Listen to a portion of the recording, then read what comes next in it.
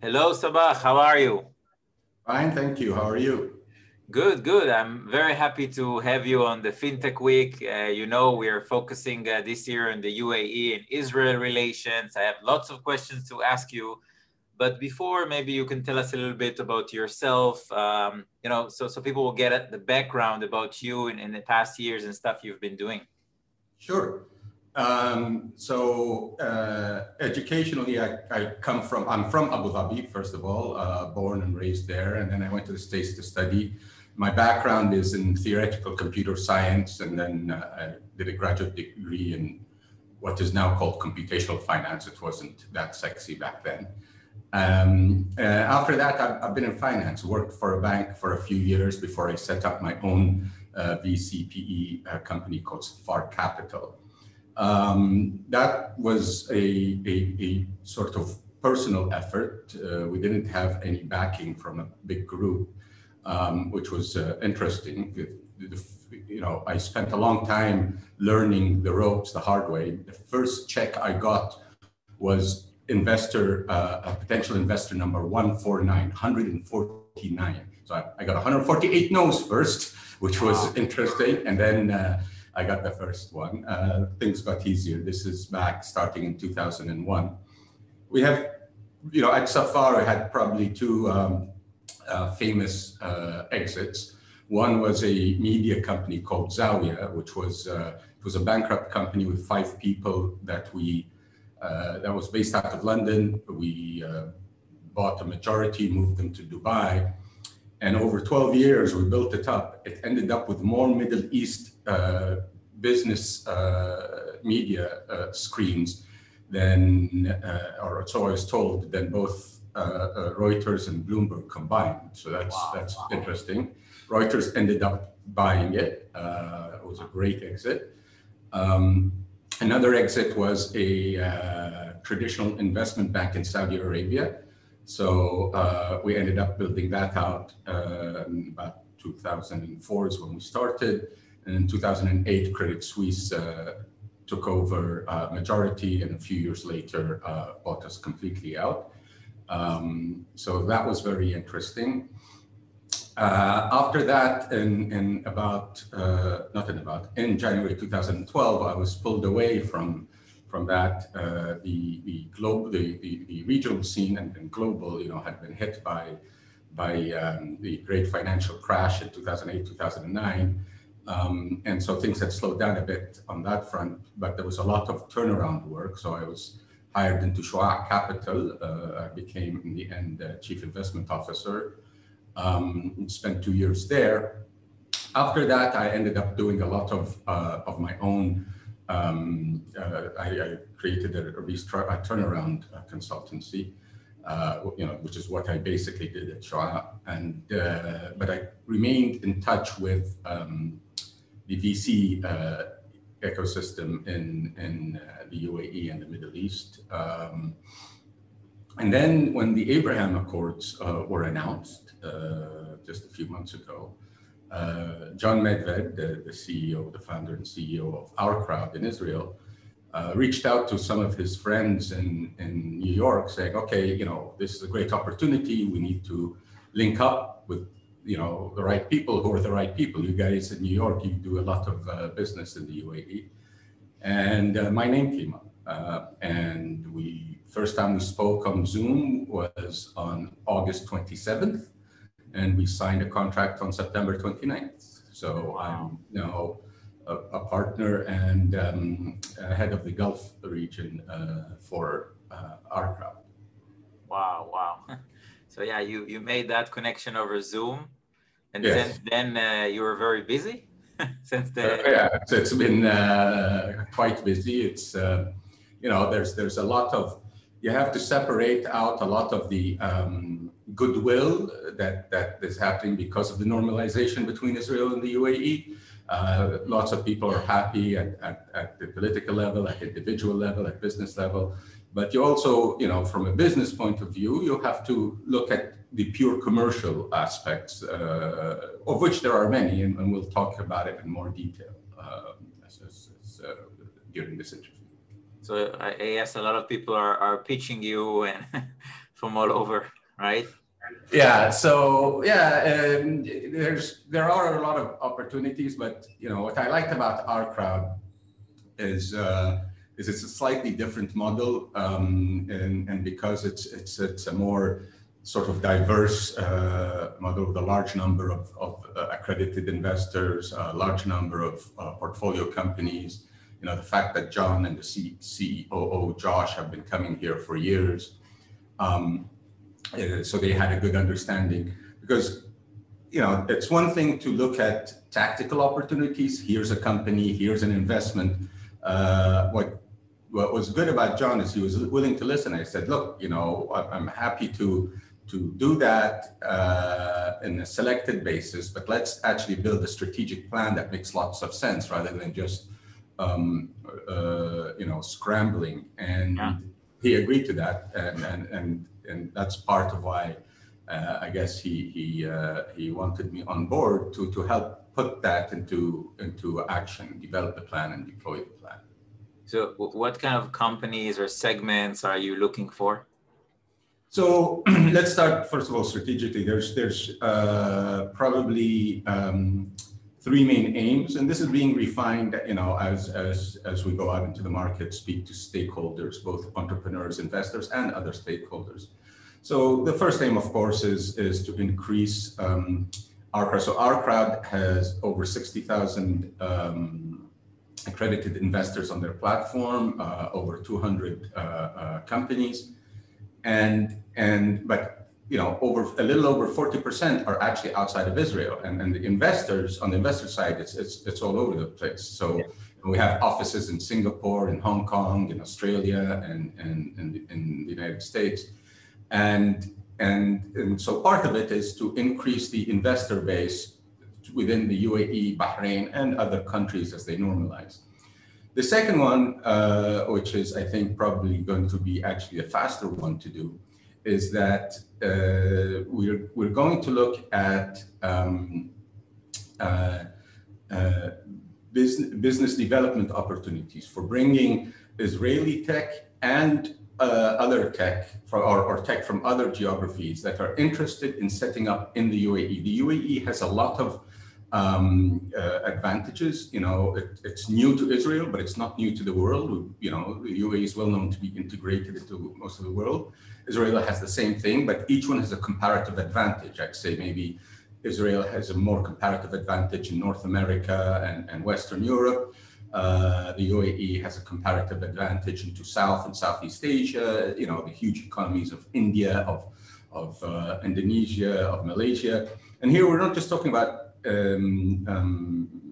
investments, but trade, business, and also talent. So John's complaining to me that the demand for talent in Israel outstrips supply. There's a lot of supply, but demand is much greater on the tech side.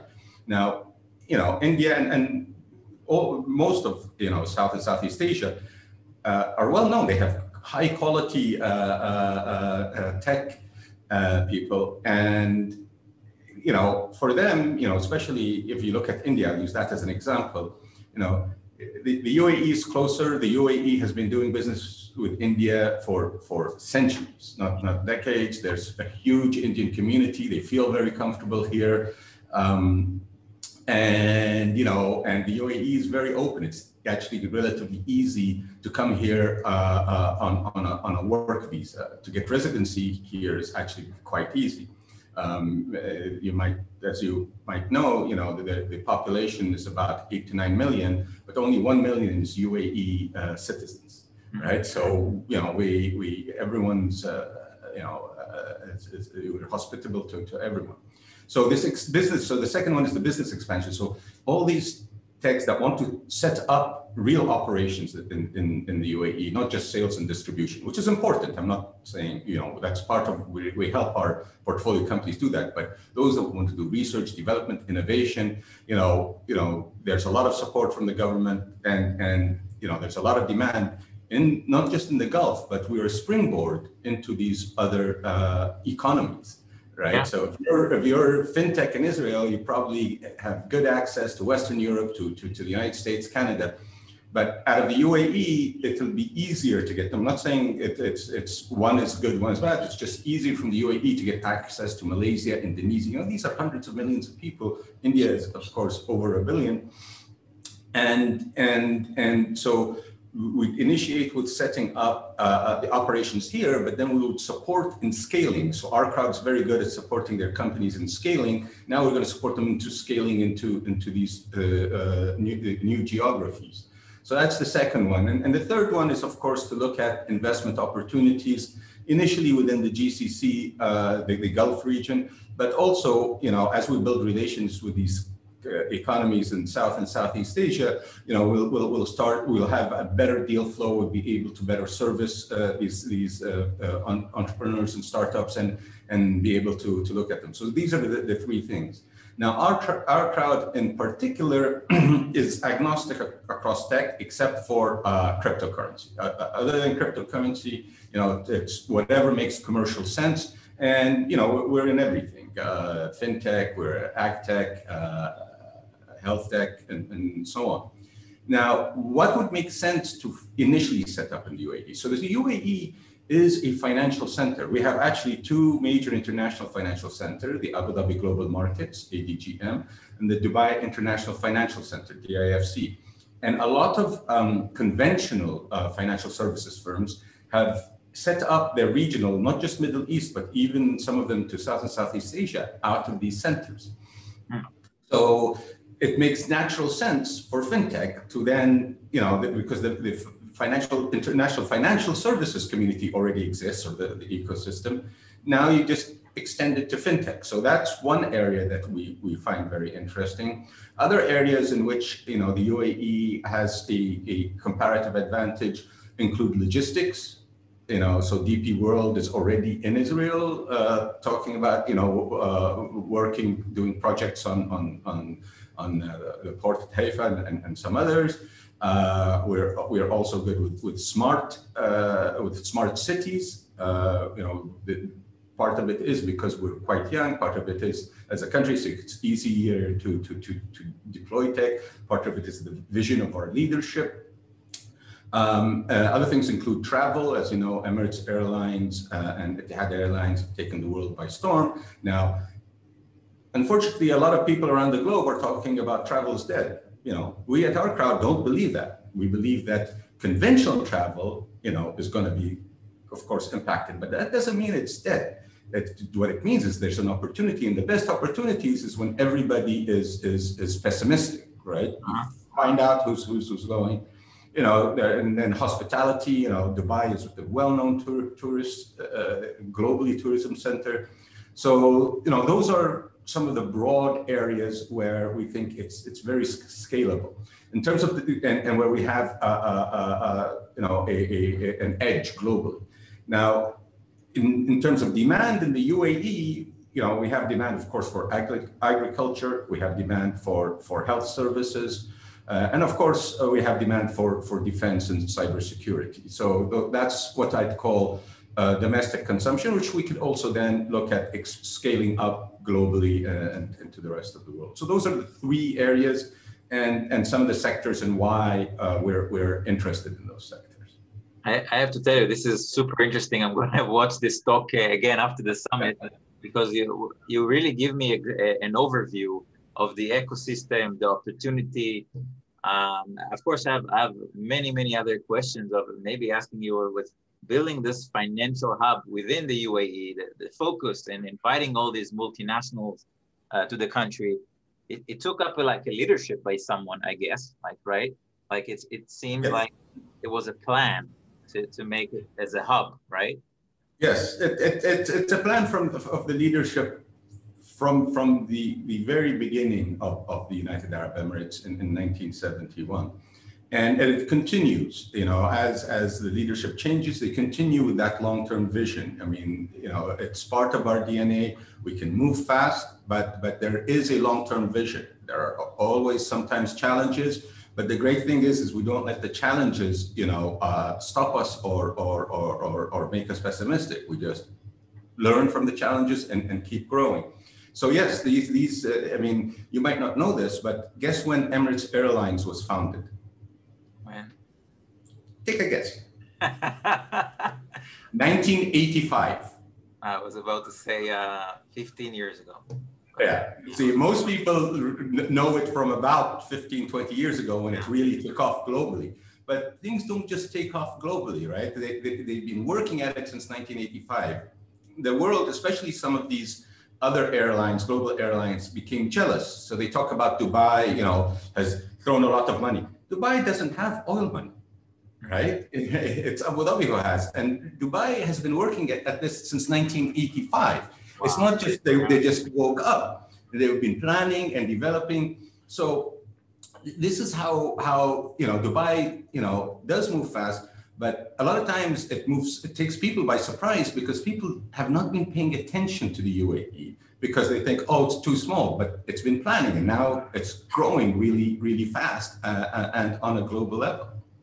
And all these organizations, like I'm seeing a lot of investment and development, the Hub 71, right? And yes. Other players, who is like organizing all these efforts by the country or the whole nation? So yeah, so these are infrastructure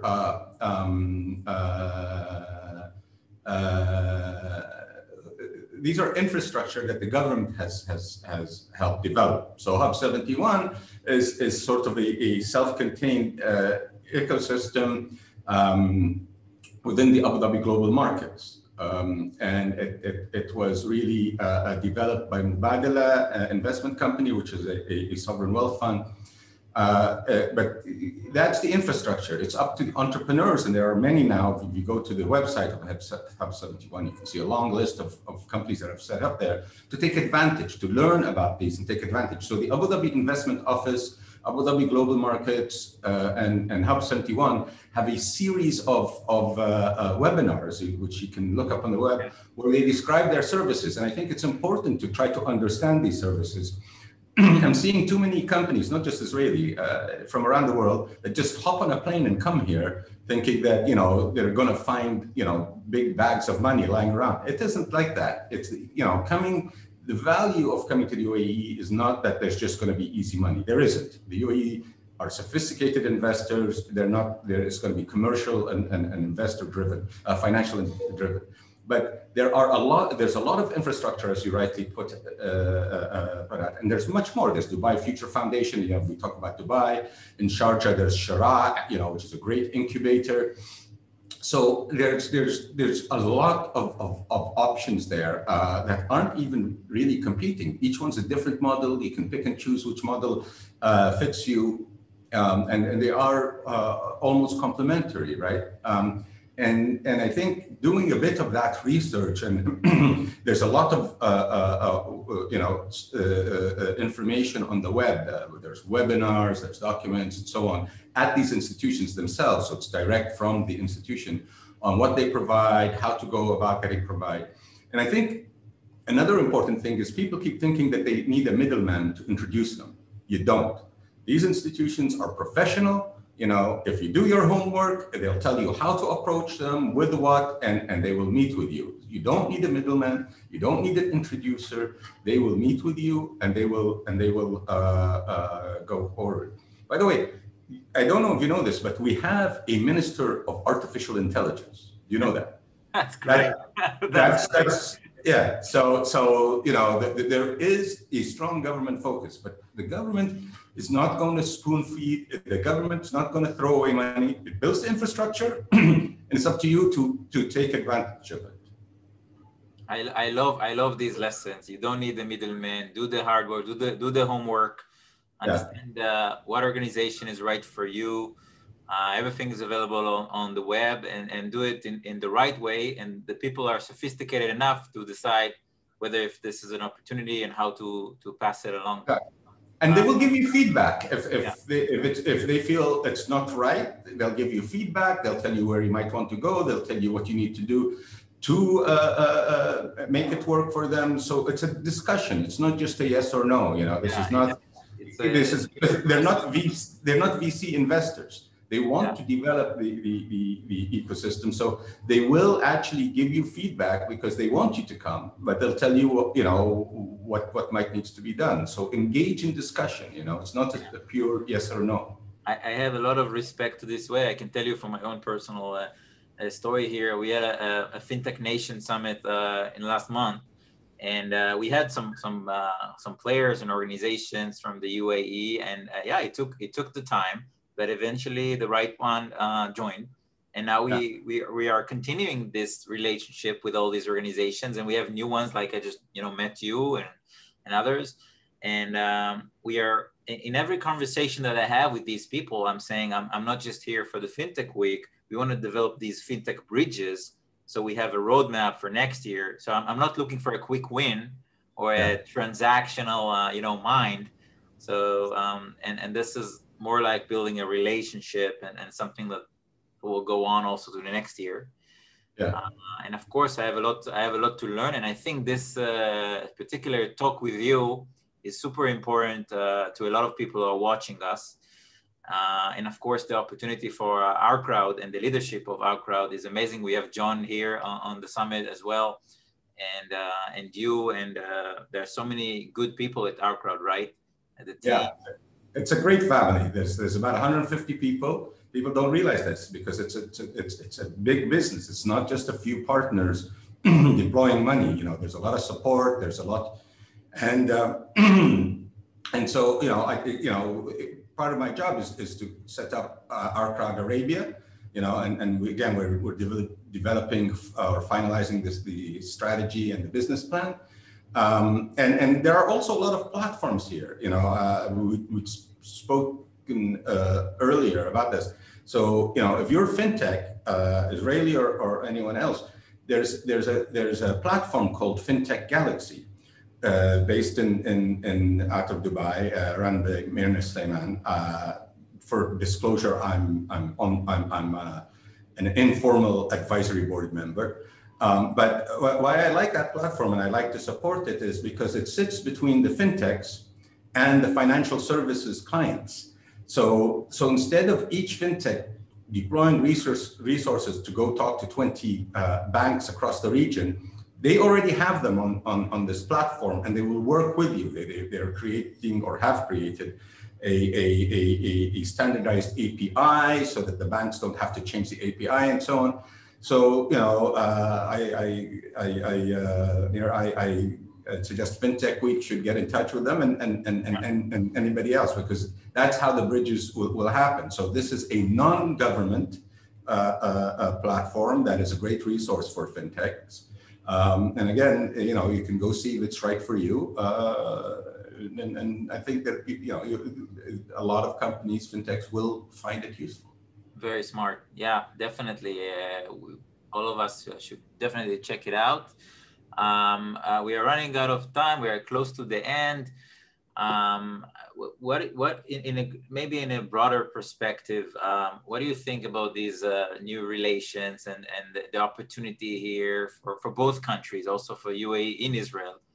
Yeah, I think there's a lot of opportunity, and I'll tell you why. Number one is the economies are about the same order of magnitude. You see, when we talk to American companies just want to deal with America. It's 28% of the world GDP. Why bother going out of it, especially to a region that's 10 to 13 hours flight times, 6 to 8 hours or 9 hours difference in time difference. Whereas we are about the same. So a UAE company will see a lot of business in Israel. Israeli company will see a lot of business in the UAE. It's a 3-hour flight. It's a 1-hour time zone difference. Very important. We have the same weekend. So no arguments about should we talk on Sunday, should we talk. We have the same weekend. So if we're both talking on Friday, then we're both on the talking on the weekend. So no one gets upset. There are a lot of similarities, and certainly in terms of community roots and thinking about family. There are differences. I would tell, for example, Israelis, be careful about being overly direct. We are a much more reserved in communication. So you might be seen as too pushy. I tell Emiratis, don't get offended when an Israeli does something, and they're not going to read between the lines. So try to be more direct. So we get this sort of movement between a bit less direct and a bit more direct. Maybe we can meet in the middle and try to avoid communication differences. But I think from a commercial point of view, these are very relevant economies to each other, and the way to build it is in looking at business opportunities that are valuable to all stakeholders involved. Great. When are you coming? When hopefully within a few weeks, when they finalize the visa system. I told John that part of my negotiation was that every quarter I'm going to spend 2 weeks with the team in Israel. So hopefully it'll be relatively soon. Amazing. Of course, we'd love to have you here, and I would love to come over there, of course, to learn more and see all the places and the great people. How can people reach out to you? How can they follow your work? How can they contact? So the best thing, is on Twitter and LinkedIn. It's easy to find me if they put my name in. I will ask forgiveness if I don't respond quickly. I'm being inundated with emails, but that's probably the best place to start, and we can go from there. And of course, OurCrowd, the channel, right? Yeah. Amazing. Thank you very much, Sabah. Great friend, and I love this conversation. I'm sure a lot of people here would love to rewatch it and get in touch with OurCrowd and everything that you guys are doing. Thank you. Amazing. Bye. Take care. Bye. Goodbye.